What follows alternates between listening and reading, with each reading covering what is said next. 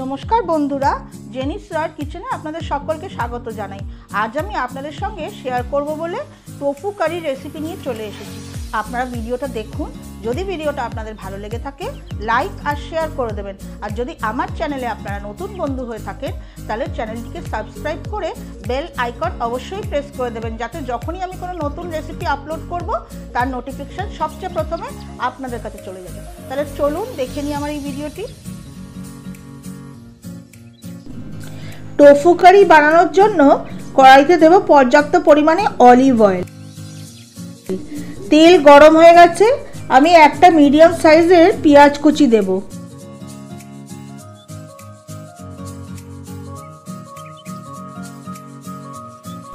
পেঁয়াজ হালকা ভেজে নেব, পেঁয়াজের কাঁচা গন্ধ চলে যাওয়া অবধি ভাজবো।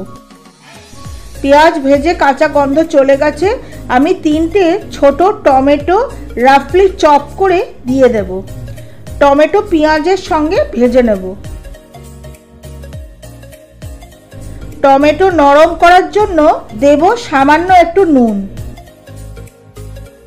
টমেটো ততক্ষণ ভাজবো যতক্ষণ না টমেটোর কাঁচা গন্ধ চলে যায়। পেঁয়াজ টমেটো ভাজতে ভাজতে দেব 1 ইঞ্চি আদার টুকরো আর 5-6টা রসুনের কোয়া। আবারও সব কিছু একসঙ্গে ভাজবো।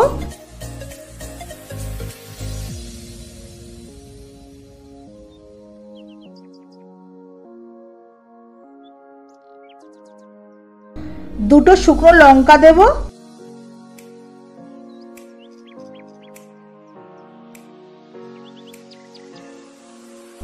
সব মশলা কষানোর জন্য একটু কভার করে দেব। কভার খুলে দেখে নেব সব মশলা ভালোভাবে মজে গেছে। টোফু কারির গ্রেভিটা একটু ঠিক করার জন্য দেব 8 থেকে 9টা কাজু। পেঁয়াজ টমেটো আদা রসুন কাজুর মধ্যে দেব 1 টিস্পুন ধনে গুঁড়ো, 1 টিস্পুন গরম মশলার গুঁড়ো।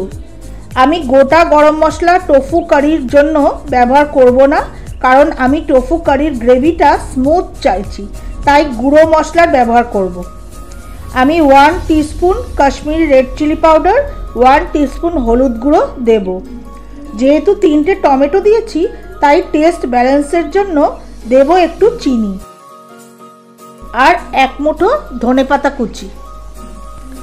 সব কিছু একসঙ্গে মিশিয়ে কষাবো। সামান্য একটু জল দিয়ে মশলা কষাবো।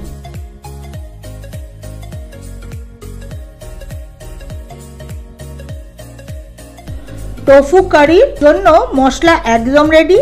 মশলা একটা বোলের মধ্যে রেখে ঠান্ডা হতে দেব। ঠান্ডা করে নেওয়া মশলা পেস্ট করে নেওয়া হয়ে গেছে। ইন্ডাকশনে কড়াই বসিয়ে দিয়েছি। কড়াইতে দেব 2 টেবিলস্পুন দেশি ঘি। ঘি গরম হয়ে গেছে, আমি ফোড়নের জন্য দেব 1 টিস্পুন গোটা জিরে। জিরে ভেজে গেছে, এই সময় আমি দেব একটু কিউব করে কেটে রাখা পেঁয়াজ টমেটো আর ক্যাপসিকাম। পেঁয়াজ টমেটো আর ক্যাপসিকাম এমনভাবে ভাজবো যাতে পেঁয়াজ টমেটো ক্যাপসিকামের ক্রাঞ্চিনেসটা না নষ্ট হয়। জাস্ট সটে করে নেব।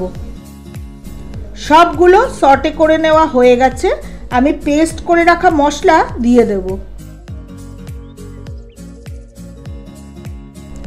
ইন্ডাকশনের টেম্পারেচার এই পর্যায়ে কমিয়ে দেব। আমি মশলায় নুন দিয়েছিলাম, তাই বুঝে একটু সামান্য নুন দেব। একটু কভার করে মশলা কষাবো।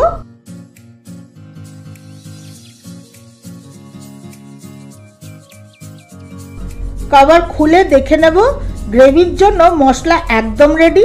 আমি একটু গরম জল দিয়ে দেব। গ্রেভি ফুটে গেছে, আমি কিউব করে কেটে রাখা টোফুগুলো দিয়ে দেব। মিশিয়ে দেব। টোফুগুলো গ্রেভির মধ্যে সেদ্ধ হওয়ার জন্য একটু কভার করে দেব।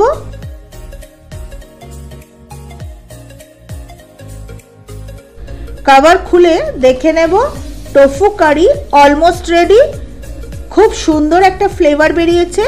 বন্ধুরা, আপনারা যদি কোনোদিন টোফু না খেয়ে থাকেন তাহলে একবার অন্তত আমার মতন করে টোফু কারি রান্না করে খেয়ে দেখবেন, আপনাদের অবশ্যই ভালো লাগবে। টোফু কারি একদম রেডি। আমি কড়াইটা কভার করে কিছুক্ষণ স্ট্যান্ডিং টাইমে রেখে টোফু কারি প্লেট করব। আপনারা ভিডিওটা দেখুন, যেভাবে আমি সুস্বাদু টোফু কারি আপনাদের রান্না করে দেখালাম, ঠিক একবার আমার মতন করে আপনারা টোফু কারি বাড়িতে রান্না করে খেয়ে দেখুন, আপনাদের অসাধারণ লাগবে।